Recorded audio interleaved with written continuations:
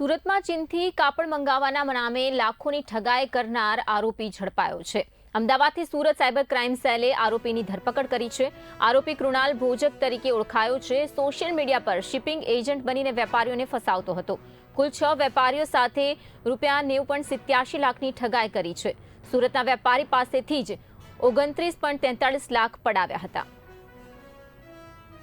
Social media ઉપર પોતાની ઓળખ શિપિંગ એજન્ટ તરીકે આપીને અને રાધા ઇમ્પેક્સ અને એસકેએફ એન્ટરપ્રાઇઝીસ નામની એક જાહેરાત ઇન્સ્ટાગ્રામ અથવા ફેસબુક ઉપર આપીને છેતરપિંડી કરનાર જે ભોજક છે, કૃણાલ ભોજક, એમની ધરપકડ સુરત સાયબર સેલ દ્વારા કરવામાં આવ્યું છે।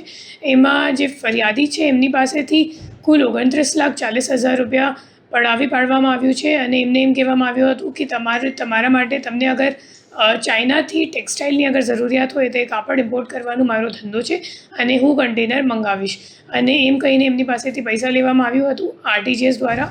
અને પછી 45 દિવસ પૂરું થઈ ગયું અને જ્યારે ફરિયાદીએ પાછળથી એમને પૂછપરછ શરૂ કર્યું કે ક્યાં માલ આવી ગયો કે કેમ, મારું પૈસા તો રિફંડ કરી નાખ, તો પછી એક બે મહિના સુધી તો એને ફોન ઉપાડ્યો, પછી ફોન ઉપાડવા પણ બંધ કરી નાખ્યું અને આ મામલામાં પછી પાછળથી સામે આવ્યું કે આ ફરિયાદી સિવાય કુલ ગુજરાતમાં 5 અન્ય અને તેલંગાણામાં 1 એમ કરીને 6 હજી બીજા વિક્ટિમ્સ છે અને ટોટલ જે ફ્રોડનો આંકડો છે એ કુલ 90 લાખ જેટલું થાય છે હાલ સુધીમાં।